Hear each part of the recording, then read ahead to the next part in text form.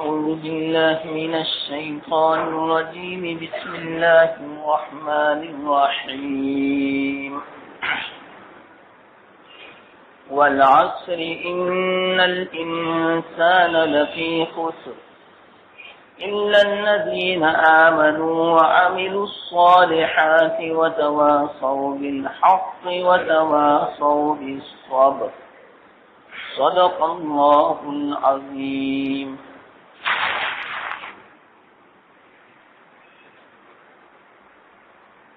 محترم دوستو بزرگوں، یہ سورت دیکھنے کے اعتبار سے بڑی مختصر ہے، لیکن معانی کے اعتبار سے، مضامین کے اعتبار سے اتنی جامع ہے. حضرت امام شافعی رحمۃ اللہ علیہ فرماتے ہیں، اگر ہدایت کے لیے، کامیابی حاصل کرنے کے لیے، صحیح رستہ معلوم کرنے کے لیے اگر اللہ تعالیٰ پورے کلام مجید کو نازل نہ فرماتے، صرف یہی ایک سورت نازل فرماتے تو کافی تھی. اب آپ ہی بتلاؤ، ایک طرف پورا کلام مجید اور ایک طرف یہ مختصر سورت جس کو ہم معمولی سمجھ کے ایسے ہی پڑھ لیتے ہیں، کوئی توجہ بھی نہیں ہوتی کہ یہ سورت کیا کہنا چاہتی. یہ کتنی عظیم سورت ہے. تب پورے کلام مجید کی اگر کوئی تفسیر کرنا چاہے، اس کو سمجھانا چاہے، پوری زندگی ناکافی ہے. تو اسی طرح سمجھو، اس سورت کو سمجھانا واقعتاً پوری زندگی ناکافی. اسی سے آپ سمجھ لو کہ کتنی عظیم سورت ہے یہ.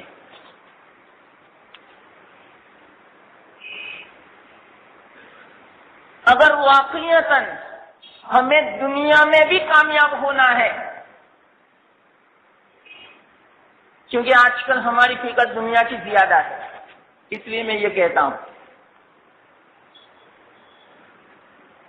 اور آخرت میں تو ہے انشاءاللہ کامیابی، صرف ہماری نہیں ذاتی بلکہ پوری قوم اسلامی، عالم اسلامی کی اگر کامیابی دنیاوی اعتبار سے ہم چاہتے ہیں اور اخروی اعتبار سے تو ہے ہی، تو اس صورت پر اگر عمل ہو جائے تو انسان بھی کامیاب اور عالم اسلام پورا کامیاب. کیا وجہ اس کی؟ اللہ تعالیٰ نے اس مختصر سورت میں جتنے بھی کامیابیوں کے اصول ہیں، اور اس کے ماتحت میں فروعات تو بہت سارے ہیں، لیکن اگر وہ تمام کی تمام باتیں اللہ تعالیٰ نے اس مختصر سورت میں بیان فرما دی.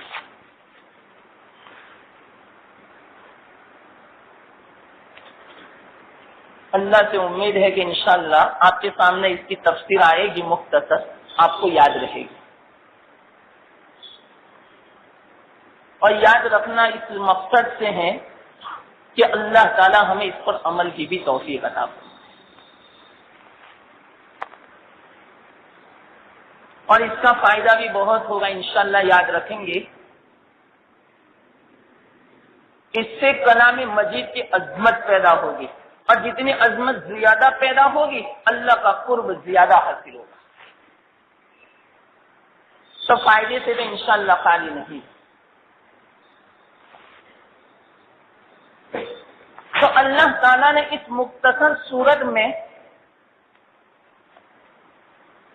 پورے عالم اسلامی کی کامیابی کے اصول بیان فرمائے، اور وہ 4 اصول ہیں۔ 4 میں سے ایک میں بھی کمی ہوگی، خسارہ، نقصان زیادہ ہوگا۔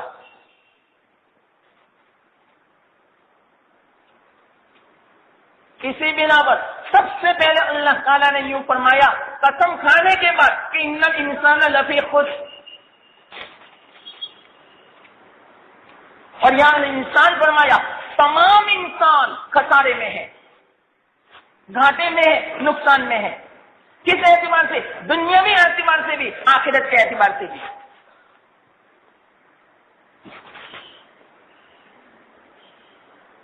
جو ان اصول کو نہیں اپنائے گا وہ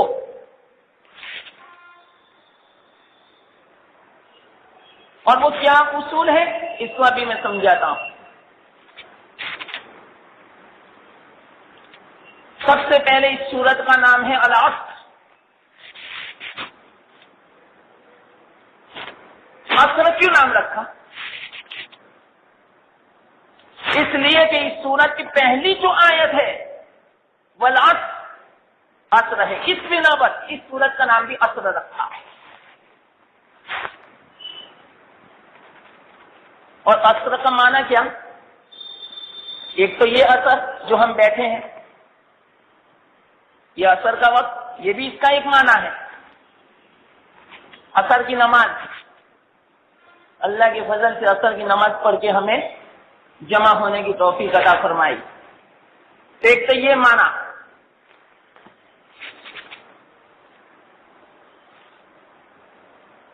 تو اللہ تعالیٰ نے عصر کی نماز کا اور عصر کے وقت کو کیوں بیان فرمایا؟ بلکہ قسم کھائی اللہ تعالیٰ نے، والعصر، عصر کی قسم۔ اور ایک بات یاد رکھیں،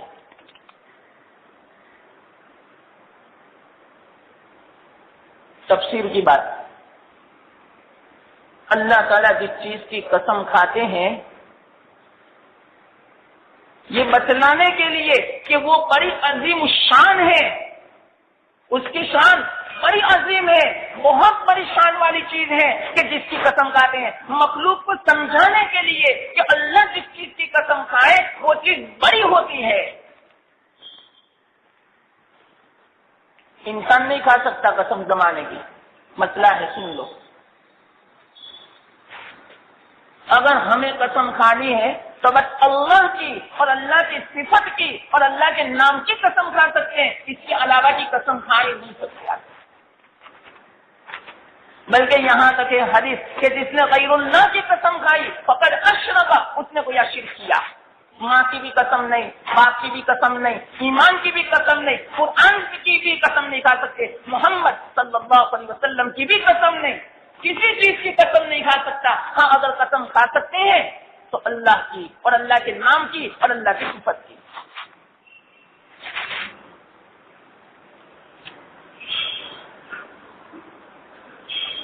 اور اللہ نے قسم کھائی زمانے کی تو اس کا کیا جواب؟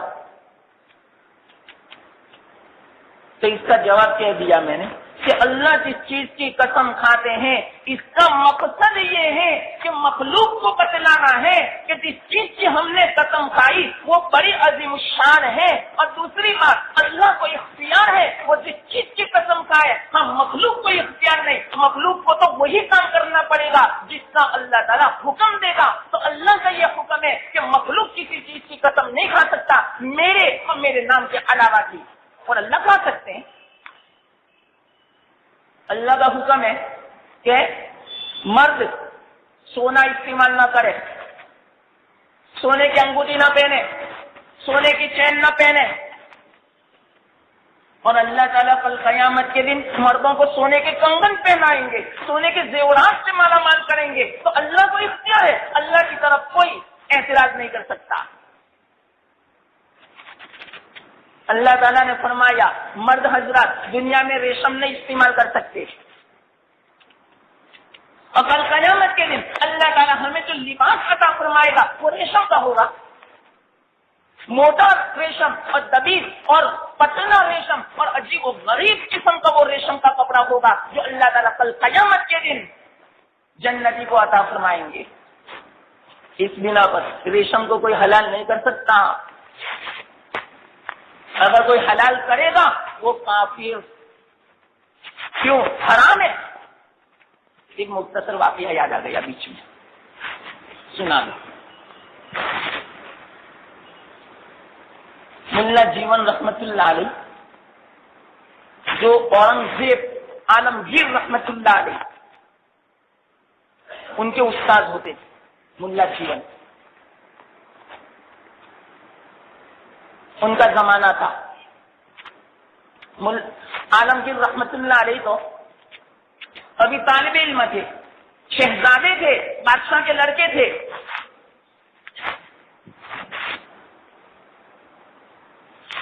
شاہ جہاں نے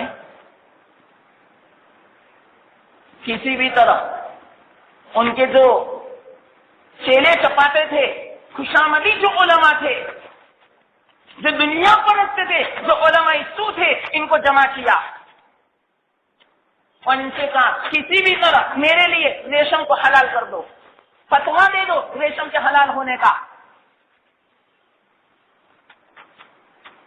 تو سوال پوچھا گیا اور جو علماء سو تھے انہوں نے جواب دیا ہاں بادشاہ کے لیے ریشم کا پہننا جائز ہے۔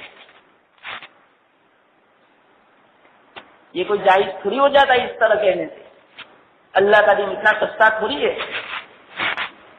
پوری دنیا کے بدلے میں بھی ایک مسئلہ نہیں بک سکتا، ایک مسئلے کی وہ قیمت ہے۔ ایک طرف کوئی آدمی یوں کہے کہ آپ کو پوری دنیا بھر کے دیتا ہوں، ایک مسئلہ میرے فیور میں شریعت کے خلاف کہہ دو، تو ایک مسئلہ بھی شریعت کے خلاف نہیں ہو سکتا پوری دنیا کے مقابلے میں۔ کتنا قیمتی ہے ہمارا دین۔ لیکن جس کے نزدیک دین کی کوئی اہمیت نہیں ہوتی وہ چند روپیوں کے خاطر مسئلہ بدل دیتے ہیں۔ جیسے کہ علماء یہود تھے، یہود کے علماء ایسا ہی کرتے تھے، دنیا کے خاطر جو مالداروں کی جو بات ہوتی تھی اسی کے فیور میں اور اسی کے مطابق وہ فتوا دے دیتے تھے۔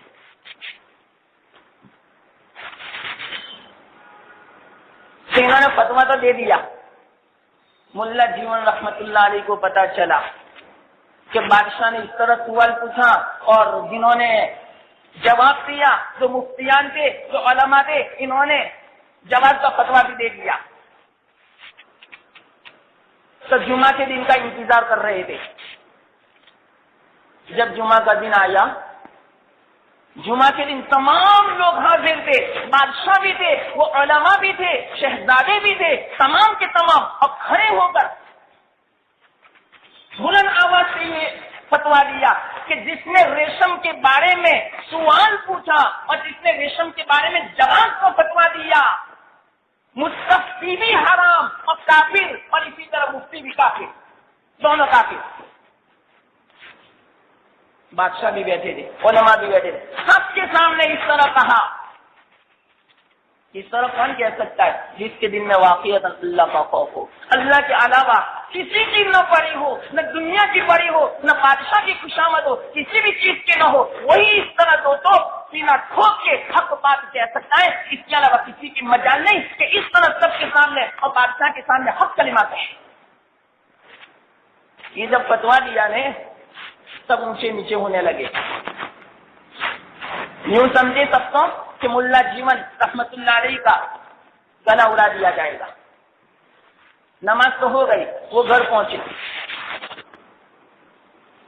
بادشاہ بھی اپنے محل میں پہنچا اور اس نے حکم جاری کر دیا کہ ان کو بلاؤ اور ان کو قتل کر دو۔ تو اتنے میں ان کے جو شہزادے تھے اورنگزیب عالمگیر رحمت اللہ علیہ، وہ جلدی سے بھاگے اور ملا جیون رحمت اللہ علیہ کے پاس پہنچے کہ استاد سلامت، استاد محترم، آپ کے بارے میں ہمارے ابا نے قتل کا فیصلہ سنا دیا۔ فرمایا کیوں؟ کہ آپ نے وہ تو جواب دیا کہ جو فتوا دینے والا ہے اور فتوا پوچھنے والا ہے دونوں کافر ہیں، اس کے بدلے میں آپ کو قتل کرنے کا حکم نافذ کر دیا۔ ملا جیون رحمت اللہ علیہ گھبرائے نہیں، بلکہ بیٹھے ہوئے تھے، کھڑے ہو گئے، اور کھڑے ہونے کے بعد اپنا خادم سے کہا، اے خادم فلاں، جلدی سے لوٹا لاؤ تاکہ میں وضو کر لوں، میں بھی اللہ سے روحوں کی دعا کروں تاکہ ان کی بھی خبر لے اللہ تعالیٰ۔ بس اتنا کہنا تھا۔ عالم کے رحمت اللہ علیہ سمجھدار تھے، انہوں نے فرمایا حضرت آپ جلدی نہ کریں، ابھی میں جلدی سے اپنے ابا کے پاس جاتا ہوں، ان کو میں یہ خبر سناتا ہوں۔ تو فوراً گئے اور یوں کہا ابا جان آپ سنبھل جائیے، ورنہ انہوں نے لوٹا سنبھالا، 2 رکعت چھوڑنے کی دیر ہے اور دعا کریں گے آپ کا یہ جو سلطنت ہے اس کی بھی گدی اس کو ملیا میٹ کر دیں گے، الٹ دیں گے اور آپ کا بھی حشر بہت خطرناک ہوگا، اللہ کے واسطے ان کو معاف فرما دو۔ تو جلدی سے بیٹے سے کہا جاؤ معافی کا اعلان کر دو اور یوں کہو کہ بادشاہ سلامت آپ سے معافی مانگتے ہیں، اور ایک جوڑا بھی ہدیے میں بھیجا۔ یہ اس زمانے کا رواج تھا، جب معافی مانگتے تھے تو اس کے ساتھ ساتھ ہدیہ اور تحفہ بھی دیتے تھے۔ تو پوری دنیا بھی اگر کسی چیز کو جو حرام ہو اس کو حلال قرار دے وہ حلال نہیں ہو سکتی۔ ہاں اللہ کو اختیار ہے۔ مثال کے طور پر حرم شریف میں قتل و قتال بالکل حرام ہے، تلوار نہیں اٹھا سکتا آدمی اور ہتھیار بھی نہیں لے جا سکتا، منع فرمایا، مسئلہ ہے۔ لیکن اللہ تعالیٰ نے آپ صلی اللہ علیہ وسلم کے لیے ایک وقت کے لیے حلال قرار دیا فتح مکہ کے موقع پر۔ اللہ کو اختیار ہے۔ اس بنا پر ہم سوال نہیں کر سکتے کہ اللہ نے قسم کھائی اللہ کے علاوہ کی، اللہ کو اختیار ہے۔ تو یہ تو قسم کی بات ہوئی۔ تو اللہ تعالیٰ زمانے کی قسم کھاتے ہیں۔ اب زمانے کی قسم کیوں کھاتے ہیں؟ اس کی وجہ، یہ وجہ میں آپ کو سمجھا رہا ہوں کہ وہ زمانہ بڑا عظیم الشان ہے، محتم الشان ہے، اس بنا پر قسم کھاتے ہیں۔ یہ جواب ہو چکا ہے۔ اب اثر کا معنی کیا؟ اب اثر کا معنی مفسرین نے 4 معنی بیان فرمائے۔ ایک اثر کا معنی تو یہی اثر کی نماز کا وقت۔ تب سوال پیدا ہوتا ہے کہ اللہ تعالیٰ نے اثر کی نماز اور اثر کے وقت کی قسم کیوں کھائی؟ کیا وجہ ہے؟ اس کی وجہ سنو۔ حدیث سے پتہ چلتا ہے اللہ کے رسول صلی اللہ علیہ وسلم نے ارشاد فرمایا کہ اثر کی نماز جس نے فوت کر دی تو یوں سمجھو اس کا گھر اور اس کے بال بچے سب فوت ہو گئے۔ کتنی اہم نماز ہے۔ اثر کی نماز کو بھی اتنی کیوں زیادہ اہمیت ہے؟ کیا وجہ ہے؟ ابھی بھی یہ زمانہ ہے، اور پہلے زمانے میں خاص طور پر کاروباری کی جو مشغولی کا جو وقت ہوتا تھا، گرم بازاری کا جو وقت ہوتا تھا، وہ اثر کا وقت ہوتا تھا۔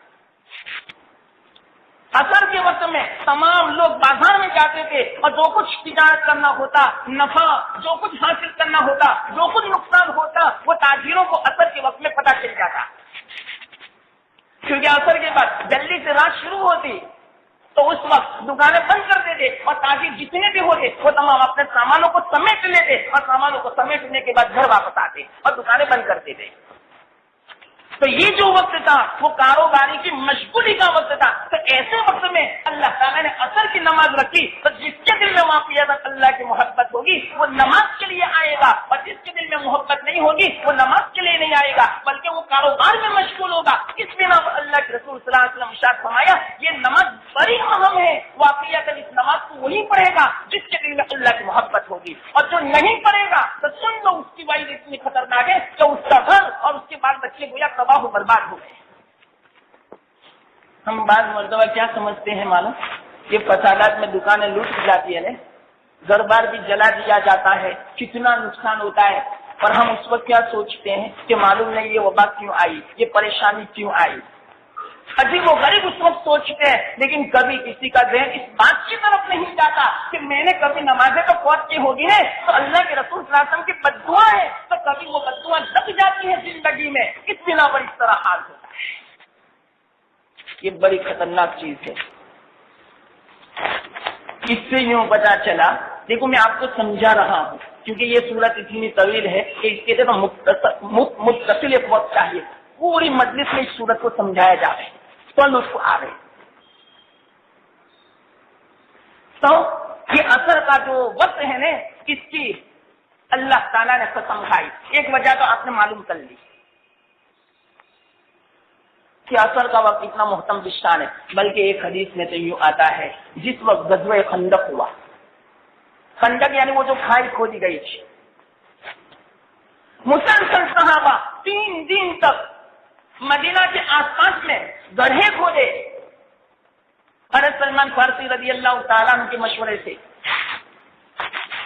اور وہ پتھریلی زمین اور کتنے 8 مائل کتنا دور 3 دن میں کھودا، کھانے کے نہیں کھانا نہیں پینا نہیں اسباب نہیں ایسے ہتھیار کچھ بھی نہیں، لیکن کس طرح انہوں نے کھودا ہوگا، بیچ میں پتھر کی چٹانیں بھی آتی تھی، ان تمام کو چورا چور کر دیا، اور اتنی گہری کھودی 2 آدمی کے قد کے برابر، اور آدمی آسانی کے ساتھ چھلانگ بھی نہیں لگا سکتا، اتنی چوڑی بھی تھی اور اتنی گہری بھی تھی کہ ایک دم سے آسانی سے دشمن مدینہ میں داخل نہ ہو جائے، یہ اللہ کی مدد کی۔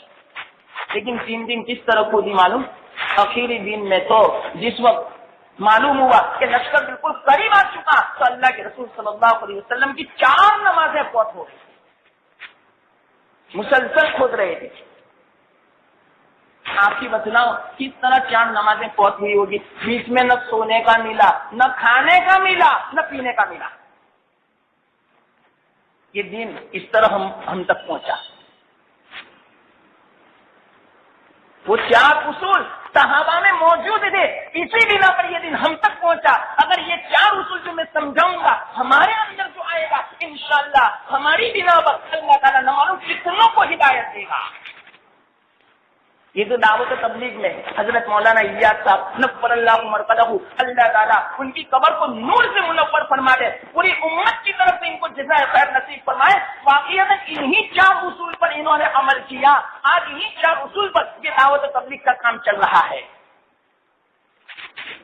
میں سمجھاؤں گا انشاءاللہ، اللہ میری مدد فرماوے۔ تو کیا ہوا؟ 4 نمازیں ایک ساتھ میں فوت ہوئی اللہ کے رسول صلی اللہ علیہ وسلم کی۔ کسی نماز پر اتنا افسوس نہیں فرمایا اللہ کے رسول صلی اللہ علیہ وسلم نے فوت ہونے پر۔ آپ اندازہ لگاؤ اللہ کے رسول صلی اللہ علیہ وسلم اور نمازوں سے کیسی محبت معلوم، وہ خود فرماتے قرۃ عینی فی الصلاۃ کہ میری آنکھوں کی ٹھنڈک تو نماز میں ہے، جب تک میں نماز نہیں پڑھتا وہاں تک مجھے چین نہیں پڑتا۔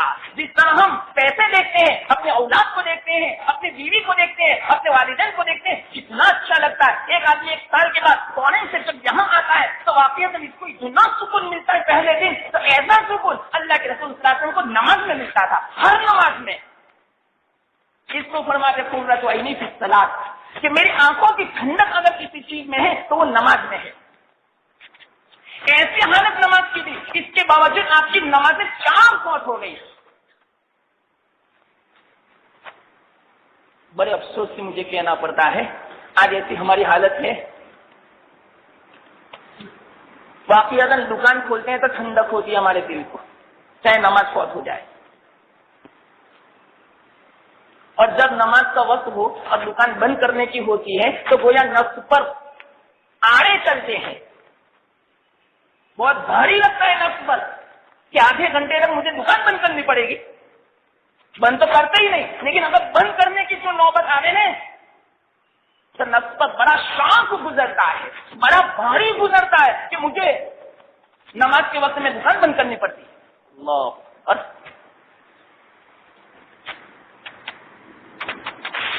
تو کیا فرمایا اللہ کے رسول صلی اللہ علیہ وسلم نے؟ 4 نمازیں فوت ہوئی، کسی نماز کے فوت ہونے پر اللہ کے رسول صلی اللہ علیہ وسلم نے اتنی ناراضگی کا اظہار نہیں فرمایا۔ ان 4 نمازوں میں عصر کی نماز بھی آئی،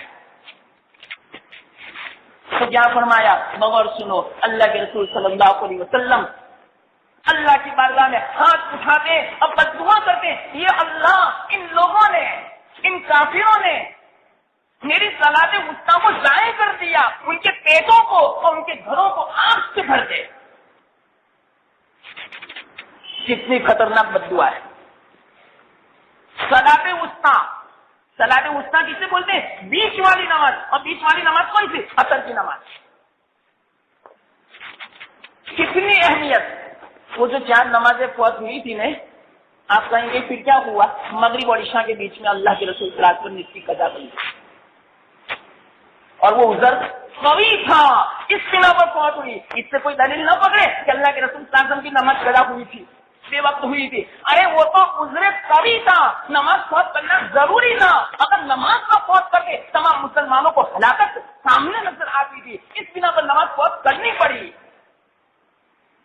اللہ نہ کرے ایسے حالت اگر ہمارے اوپر بھی آ جا رہے تو اگر نماز فوت ہو جا رہے کوئی حرج کی بات نہیں, بعد میں قضا کر لینا. لیکن آج کل تو ایسے حالات نہیں, اتنے سکون کے حالات ہیں, اتنے عافیت اور اتنے راحت کے حالات ہیں. بلکہ میں نے کہا تھا نا پہلے زمانے کے بادشاہوں کو وہ حالت نصیب نہیں, تو ہمارے غریب کو حالات وہ نصیب ہے, اس کے باوجود ہماری نمازیں فوت ہوتی ہے. کیا جواب دیں گے اللہ تعالیٰ کو؟ اور سب سے پہلا کل قیامت کے دن نماز کے بارے میں سوال ہوگا.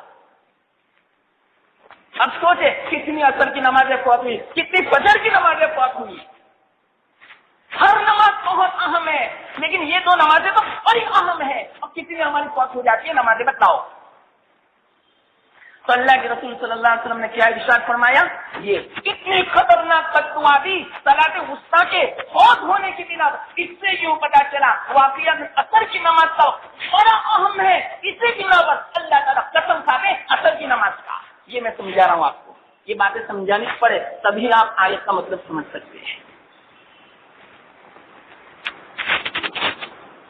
تو ایک کال میں نے بیان کیا ابھی, تو ایک کال. دوسرا کال کہ اثر کا مطلب کیا. اثر کا مطلب ہے زمانہ, بس مطلب زمانہ. تو زمانے کی قسم کھائی اللہ تعالیٰ نے, کیا وجہ؟ اس لیے کہ یہ جو زمانہ ہے, زمانہ یعنی وقت, زندگی, قیامت تک جو ہمیں وقت ملا, جس کی جو بھی زندگی ہو, جو بھی عمر ہو, یہ جو وقت ہے اس کو بولتے زمانہ. رات دن کا جو آنا جانا ہے, مہینوں کا, ہفتوں کا, سالوں کا, یہ جو بدلنا ہے اس کو بولتے زمانہ. کوئی پوچھے زمانہ کسے کہتے ہیں؟ بھائی یہ رات دن جو بدلتے رہتے ہیں, ہفتے آتے جاتے ہیں, مہینے آتے جاتے ہیں, سال بدلتے جاتے ہیں, اسی کو بولتے زمانہ, اسی کو بولتے وقت, اور اسی کو بولتے زندگی. تو اللہ تعالیٰ نے زندگی کی قسم کھائی, زمانے کی قسم کھائی. کیا وجہ؟ کیا زمانہ اتنا اہم ہے؟ ہاں زمانہ اتنا اہم ہے, اتنی بڑی نعمت ہے اس زمانے کی, شاید اگر آپ اس میں غور کریں اس سے بڑی نعمت آپ کو کوئی نظر نہ آئے.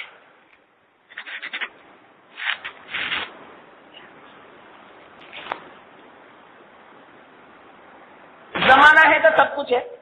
ہمیں زندگی ملی, ہمارا وجود ہوا دنیا میں, تو ہم دنیا کی چیزوں سے فائدہ اٹھا سکتے ہیں. ہمارا وجود ہوا تو ہم اللہ کے رسول صلی اللہ علیہ وسلم کے امتی ہیں. ہمیں یہ زمانہ ملا, یہ زندگی ملی, تو یہ کلام مجید کی نعمت ملی, یہ رمضان المبارک کا مہینہ ملا, یہ زندگی ملی. تو واقعی اللہ کی معلوم لاکھوں کروڑوں نعمتیں جو مسلادھار بارش اس سے بھی زیادہ قطرات کی طرف برستی ہیں, ان تمام چیزوں سے ہم جو مالا مال اور لطف اندوز جو ہوتے وہ کیوں ہوتے؟ اسی زمانے کے بنا پر. اگر زمانہ ہی نہ ہو, ہمارا وجود ہی نہ ہو, تو آپ ہی بتلاؤ کسی نعمت سے کوئی فائدہ اٹھا سکتا ہے وجود ہی نہ ہو تو اس سے آپ نے اندازہ لگایا زمانہ کتنا قیمتی ہے.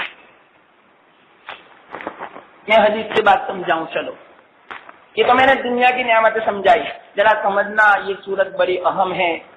پورے کلام مجید کا خلاصہ ہے گویا, اس کو مجھے مختصر سمجھانا ہے تاکہ آپ کو یاد رہے. ایک حدیث میں اللہ کے رسول صلی اللہ علیہ وسلم نے دو صحابہ کو آپس میں بھائی بھائی بنایا, آپس میں بھائی چارہ قائم کیا. اور واقعتاً اس وقت جب بھائی چارہ قائم فرماتے تھے اس طرح رہتے تھے گویا سگے بھائی اور حقیقی بھائی. اور آج کل حقیقی بھائی جو سگے بھائی ہے نا, وہ بھی بھائی بھائی جیسے نہیں رہتے. شاید دوستوں سے زیادہ محبت ہوگی بھائی کے مقابلے, دوستوں پر زیادہ احسان کرتا ہوگا بھائی کے مقابلے میں. ایک ایک حالت واقعتاً ہماری رونے کی. یہ بیچ میں جو میں باتیں کہتا ہوں نا, اس کو معمولی مت سمجھنا, بڑے افسوس کی بات ہے. تو دو صحابی کا آپس میں بھائی چارہ قائم فرمایا اللہ کے رسول صلی اللہ علیہ وسلم. ایک صحابی کا انتقال ہو گیا. کہاں؟ جہاد میں. آپ ہی بتلاؤ کتنا اونچا درجہ, اور وہ بھی کس کے ساتھ جہاد؟ اللہ کے رسول صلی اللہ علیہ وسلم کے ساتھ جہاد کیا. کتنی بڑی فضیلت, سیدھا جنت ہے, ایک سیکنڈ کی دیر نہیں.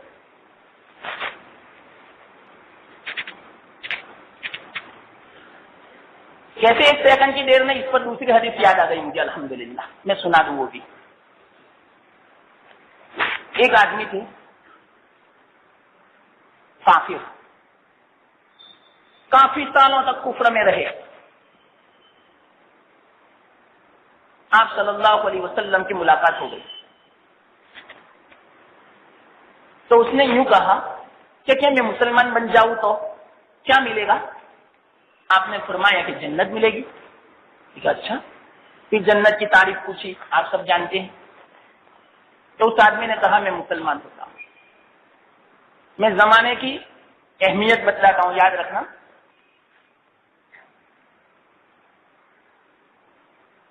تو وہ آدمی مسلمان ہو چکا. مسلمان ہونے کے بعد وہ اپنے گھر جا رہا تھا, اونٹ پر سوار ہوا. ایک دم سے سوار ہوا, اونٹ بدکا, بھاگنے لگا, ڈر گیا, بدک گیا. جیسے وہ بدکا اونٹ, اوپر جو آدمی بیٹھا ہوا تھا دھڑام سے نیچے گرا. جیسے ہی گرا اس کے ہاتھ پیر ٹوٹ گئے اور وہیں مر گیا. چلو کتنی دیر ہوئی مسلمان ہونے میں؟ 5 منٹ بھی نہیں ہوئی. اللہ کے رسول صاحب وہاں بیٹھے ہیں اور دیکھ رہے ہیں یہ سب منظر. تمام صحابہ بیٹھے ہوئے ہیں, سب منظر دیکھ رہے ہیں کہ یہ آدمی ایک دم سے نیچے گرا اور مر گیا. جیسے ہی مر گیا اللہ کے رسول صلی اللہ علیہ وسلم نے اپنی گود میں کیا. کتنے سالوں کا کافر, ابھی صرف کلمہ پڑھا, ایک نماز نہیں پڑھی, ایک سبحان اللہ نہیں پڑھا, ایک الحمدللہ نہیں پڑھا, صرف کلمہ پڑھا, اور وہ بھی 5 منٹ سے کم وقت ملا بس زندگی کا. اور 60-70 سال تک کفر کیا. اللہ کا دشمن, اللہ کے رسول کا دشمن, اللہ کی نعمتوں کی ناشکری اور ناقدری. جیسے وہ اپنی گود میں کیا, اللہ کے رسول صلی اللہ علیہ وسلم مسکرا رہے. میں نے فرمایا یا رسول اللہ کیوں مسکراتے ہو؟ کہ میں دیکھ رہا ہوں کہ یہ جنت میں, اور یہ صحیح دیکھنا تھا, چاہے ہمیں نظر نہ آئے. یاد رکھنا اس بات کو, اللہ کے رسول صلی اللہ علیہ وسلم کا جو فرمان ہو اس کی تصدیق کرنی پڑے گی. اگر ذرہ برابر ہم نے شبہ کیا ہمارے ایمان میں رکنا پڑ جائے گا,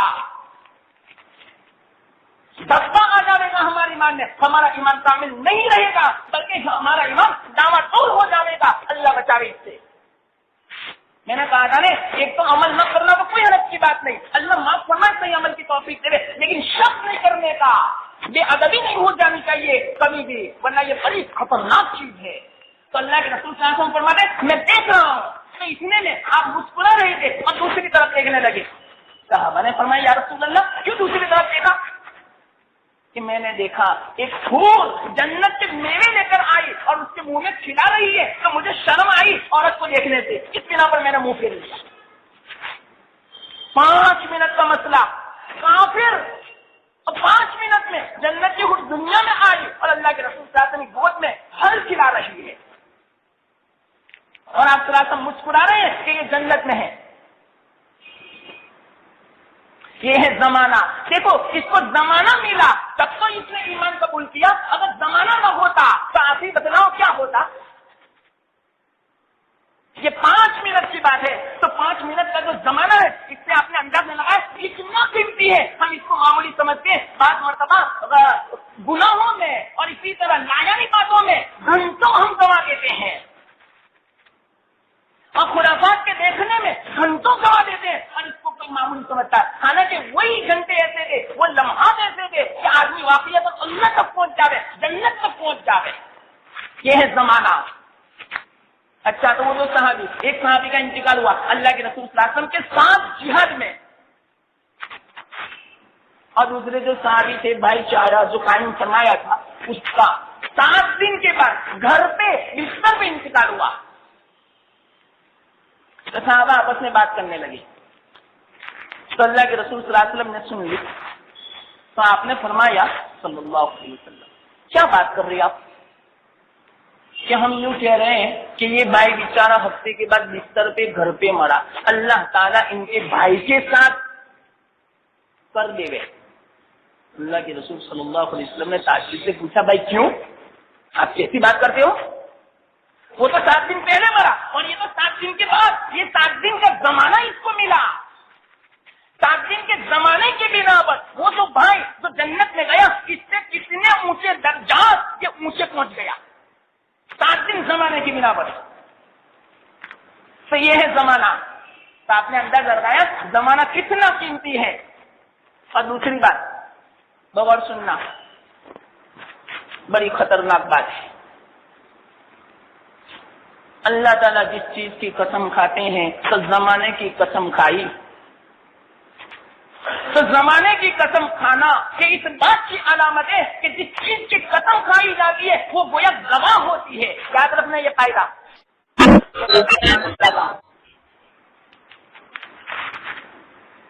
جس چیز کی قسم کھائی جاتی ہے وہ چیز کیا ہوتی ہے؟ گواہ ہوتی ہے۔ تو اللہ تعالیٰ نے زمانے کی قسم کھائی، تو کیوں؟ یہ زمانہ گواہ ہے۔ کس بات پر گواہ ہے؟ ان الانسان لفی خسر، کہ انسان خسارے میں۔ واقعتاً یہ زمانہ ہمیں کہتا ہے۔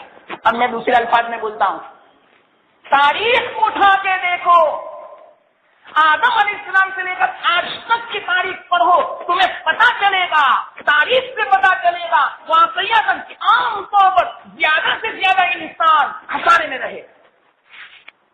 اتنی عجیب بات ہے، اس کو سمجھانے کے لیے مستقل وقت چاہیے۔ اتنا جملہ تو آپ سمجھے نا، جس چیز کی قسم کھائی جاتی ہے وہ گواہ ہوتی ہے۔ تو زمانہ گواہ ہے، بلکہ اس بات پر گواہ ہے کہ انسان الگ یہ کچھ کہ بے شک انسان خسارے میں ہے، گھاٹے میں ہے۔ تاریخ اٹھا کے دیکھو کہ جن قوموں میں آدم علیہ السلام سے لے کر آج تک جن قوموں میں یہ 4 باتیں نہیں تھی، واقعی وہ خسارے میں ہے، اور اکثر انسان خسارے میں ہے، چاہے وہ مسلمان کیوں نہ ہو۔ آپ ہی بتلاؤ کتنی مسلمانوں کی حکومتیں تھی، آج تاریخ کا اوراق ہم پڑھتے ہیں وہ حکومتیں سب ختم ہو چکی۔ میں کیوں ختم ہوئی؟ چلو بتلاؤ، اگر آپ کو معلوم نہ ہو اور کوئی آپ سے سوال کرے تو جواب دے دینا دوستوں کہ والعصر میں اللہ نے 4 اصول بیان فرمائے، ان 4 اصولوں پر ان مسلمانوں کا عمل نہیں تھا، اس بنا پر یہ تمام کی تمام حکومتیں چھین لی گئی۔ یہ علمی بات میں نے کہی، جو عالم ہوگا نا وہ خوش ہو گیا ہوگا اس جواب سے۔ زمانہ یعنی تاریخ، زمانہ تاریخ کسے بولتے ہیں؟ اتہاس کسے بولتے ہیں؟ جو زمانہ بت چکا، ان میں جو واقعات ہو چکے، ان واقعات کو پڑھ کے اس سے ہمیں عبرت لینے کی، اس سے ہمیں سبق لینے کا کہ فلانے نے یہ کیا تو اللہ کی طرف سے یہ پکڑائی، فلانے نے یہ کیا تو اللہ کی طرف سے یہ اجر ملا، یہ انعام ملا، اسی کو بولتے ہیں تاریخ۔ ہم بولتے ہیں ہندوستان کی تاریخ، کیا مطلب؟ بھائی ہندوستان کیسے آباد ہوا، ہندوستان میں پہلے کیا تھا، وہ زمانہ ذرا پڑھو، یعنی اس تاریخ کو اٹھاؤ اور تاریخ کے اوراق کو گردانو کہ اس میں کیا کیا باتیں ہیں اور اس سے عبرت حاصل کرو، اسی کو بولتے ہیں زمانہ۔ تو یہ زمانہ جو ہے وہ گواہ ہے، جس چیز کی قسم کھائی جاتی ہے نا وہ گواہ ہوتا ہے۔ تو اللہ تعالیٰ زمانے کی قسم کھاتے ہیں اور زمانہ گواہ ہے۔ کس بات پر گواہ؟ یاد رکھنا کہ تمام انسان خسارے میں ہے، اور اس کی وجہ کیا کہ بعد میں جو الذین آمنوا کیا اصول جو بیان فرماتے ہیں اس پر مسلمانوں کا عمل نہیں رہا، زمانے والوں کا عمل نہیں رہا، اس بنا پر اللہ تعالیٰ نے ان کو خسارے میں پھینک دیا۔ یہ تو میں نے دوسرا معنی بیان کیا والعصر کا۔ ایک معنی کون سا؟ عصر کی نماز کا۔ دوسرا معنی کون سا؟ زمانے کا۔ تیسرا معنی عصر کا معنی ہر انسان کی جو اپنے عمر عزیز جو ہے، اس کو بولتے آپ کسی کی عمر اگر 60 سال کی ہوئی تو 60 سال کو عصر بولتے ہیں، اس کا عصر یعنی اس کی عمر عزیز، یہ اس کا زمانہ۔ تو اللہ تعالیٰ اس کی قسم کھاتے ہیں، کس کی؟ عمر کی، ہر انسان کے عمر کی قسم کھاتے ہیں، ہر انسان کی زندگی کی قسم کھاتے ہیں۔ یہ تیسرا معنی۔ اب اس کی وجہ ہر انسان کی عمر کی کیوں قسم کھاتے ہیں؟ کیا وجہ؟ جس طرح میں نے وہ 2 معنی کی وجہ بیان کی ہے تو اس تیسرے معنی کی وجہ باقی. جو کچھ اللہ نے مجھے کہنے کی توفیق عطا فرمائی اللہ قبول فرمائے اور اللہ عمل کرنے کی توفیق عطا فرمائے. جو باقی انشاءاللہ آئندہ. ورنہ یہ صورت ایسی ہے کہ ایک ہی مجلس میں واقعات جم کے اگر سمجھایا جائے تو اللہ سے امید ہے کہ بڑا لطف آئے تو آپ کی سمجھ میں بھی آ جائے. سمجھے یا نہیں سمجھے؟ آپ نے یہ 2 باتوں سے صرف آپ نے اندازہ لگایا ہوگا کہ صرف اصل کے اندر کیا معنی پوشیدہ ہے. یہ تو میں نے بہت مختصر سمجھایا آپ کو کیونکہ ہمارے پاس اتنا وقت تھوڑی ہے، ہماری زندگی کتنی چھوٹی ہے. بلکہ یوں سمجھو کہ ہماری یہ مجلس سے تو صرف 1 مہینہ ہے، پورا سال تھوڑی ہے. تو کتنا وقت کم ہے تو اس کی تفصیل کرنے جا رہے تو پوری سال تو کیا میری پوری زندگی کھپ جا رہے. اس کے باوجود صرف اکثر پر میں بیان کروں نا صرف والعصر میری پوری زندگی ختم ہو جائے. اتنے معنی اس کے اندر چھپے ہوئے اور بعد والی باتیں تو الگ. اور اس کے باوجود جتنے معنی باقی رہے ہر انسان عاجز ہے، درماندہ ہے، ہر ایک ہتھیار ڈال دیتا ہے. مفکر جب قلم لکھ کے تھک جاتا ہے وہ یوں کہتا ہے کہ قلم گھس سکتا ہے، میری عمر ختم ہو سکتی ہے، سب کچھ، لیکن اس کے معنی پورے نہیں ہو سکتے. ایسے معنی ہیں. میں تو صرف مختصر باتیں آپ کو بس بتلانے بیٹھا ہوں. اللہ ہی مجھے توفیق دیتے ہیں، بس وہ میں بولتا ہوں. اللہ تعالیٰ قبول فرمائے. وآخر دعوانا الحمدللہ.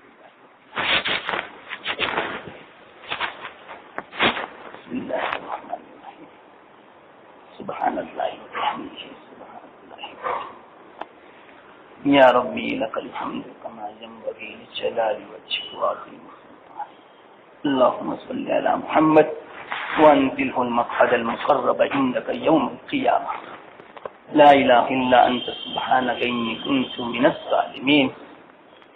ربنا ظلمنا أنفسنا وإن لم تغفر لنا وترحمنا لنكونن من الخاسرين. یا ارحم الراحمین ہمارے گناہوں کو معاف کرو. یا اللہ بڑے گنہگار ہیں. یا اللہ تیری نعمتیں کھا کھا کے تیری ہی غداری کی. یا اللہ یا ارحم الراحمین تیری نعمتوں اور تیرے احسانوں کو استعمال کر کر کے ہم نے تیری ہی نافرمانی کی. یا اللہ ہم جانتے بھی ہیں، جاننے کے باوجود تیری نافرمانی کرتے ہیں.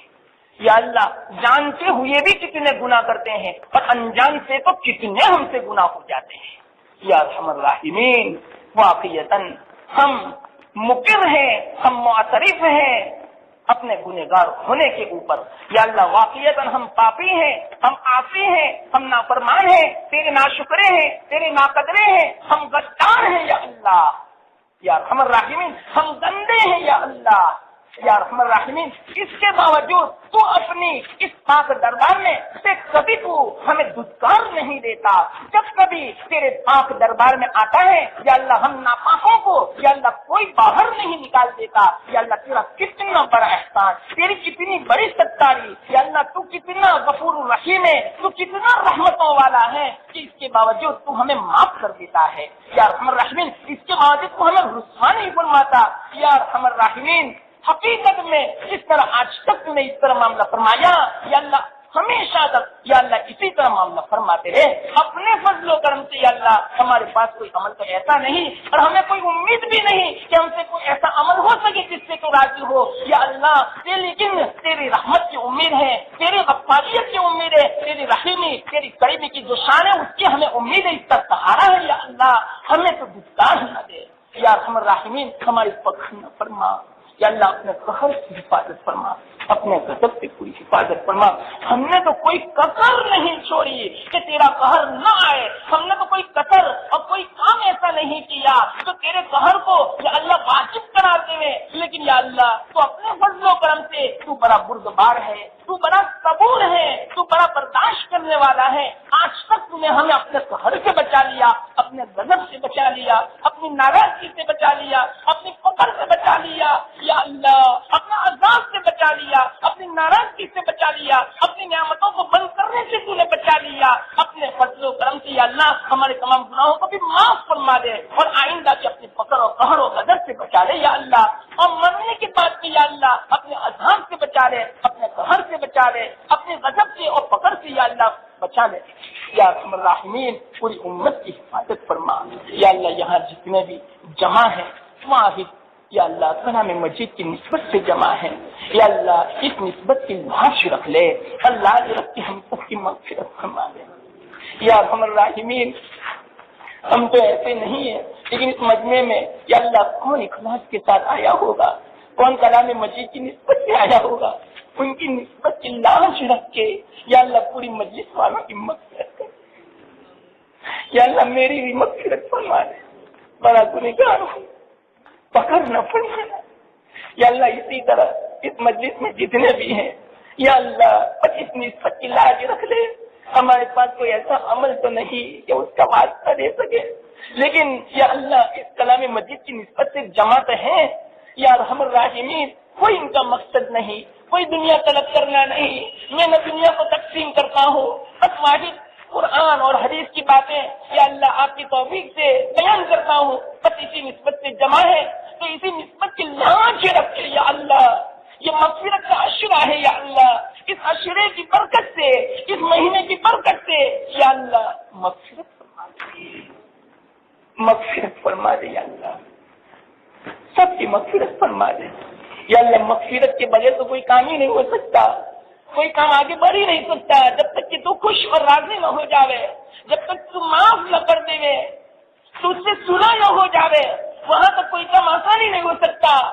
یا اللہ بس سنا فرما دو, ہمارے ساتھ سنا فرما دے. یا اللہ ہم نے آپ کو بہت یا اللہ ناراض کیا, ہم سے آپ روٹے ہوئے ہیں. یا اللہ ہمارے اعمال بتلاتے ہیں, ہماری طرف سے اعمال کی بنا پر یا حالات بتلاتے ہیں, آپ ہم سے بڑے ناراض ہیں, روٹے ہوئے ہیں. یا اللہ راضی ہو جا, یا اللہ راضی ہو جا, ہماری پکڑ نہ فرما. یا ارحم الراحمین ہماری پکڑ نہ فرما, صحیح توفیق دے دے. آج تک کی زندگی تو بڑی ناقدری میں گزاری, آئندہ زندگی بڑی نعمت ہے. یا اللہ تو نے قسم کھائی ولاس, یہ زندگی, یہ عمر, یہ زمانہ بڑا قیمتی ہے. یا اللہ تو نے قسم کھائی تو اس سے اندازہ ہوتا ہے یہ کتنی محترم بشان یہ زندگی ہے. یا اللہ لیکن اس زندگی کی جتنی ناقدری ہم نے کی شاید کسی نے کی ہو. یا اللہ اس جرم عظیم کو معاف فرما دے. یا اللہ معاف فرما دے. آئندہ بھی اللہ آپ نے اس زندگی کی نعمت کو ہم سے نہیں چھینا, ہماری ناقدری کی بنا پر, ہماری کرتوتوں کی بنا پر, شامت اعمال کی بنا پر آپ نے اس زندگی کی نعمت کو نہیں چھینا. یا اللہ آپ کا لاکھ لاکھ شکر احسان ہے, اس نعمت کی ہمیں قدر کی توفیق دے دے. یا اللہ آئندہ زندگی خوب قدر کی توفیق دے دے. یا اللہ خوب نمازوں کی توفیق دے دے. یا اللہ خوب تلاوت کی توفیق دے دے. یا اللہ تیرے رضامندی اعمال کرنے کی توفیق دے دے. یا اللہ ناراضگی والے اعمال سے بچا لے. یا اللہ تقوی والی زندگی نصیب فرما. یا اللہ یا اللہ ہم سے اگر کچھ ہو جاوے بھولے سے انجان سے پکڑ نہ کرنا, پکڑ نہ فرمانا. یا اللہ اور یا اللہ اگر ہمیں یاد آ جاوے سچی پکی توبہ کی توفیق دے دے. یا اللہ یا ارحم الراحمین بہت کچھ مانگنا ہے, تو جانتا ہے ہمیں کیا مانگنا ہے, اور تو جانتا ہے ہمیں جو مانگنا ہے اس سے بھی زیادہ تو جانتا ہے ہماری کیا حاجت ہے. یا اللہ سب کچھ تجھ سے مانگتے ہیں. یا اللہ پہلے مانگے دے دے. یا اللہ شان عطا فرما. یا ارحم الراحمین تو ہماری حاجتوں کو جانتا ہے. یا اللہ پوری فرما دے, ہماری پریشانیوں کو دور فرما دے, ہماری مشکلات کو آسان فرما دے, ہمارے مسائل کو حل فرما دے, ہماری جائز تمنا کو پوری فرما دے, ہمیں دنیا بھی دے آخرت بھی دے, ہماری خواہشات کے مطابق دے دے. یا اللہ صحیح معلوم اس کے استعمال کی توفیق دے دے, اس طرح استعمال کرنے کی توفیق دے جس سے تو راضی ہو. تیرا حبیب صلی اللہ علیہ وسلم راضی ہو. یا اللہ بغیر مانگے دے دے. یا اللہ شان عطا فرما. یا اللہ ربنا تقبل منا انك انت السميع العليم وتب علينا انك انت التواب الرحيم. وصلى الله تعالى على خير خلقه محمد وعلى اله واصحابه اجمعين وسلم تسليما برحمتك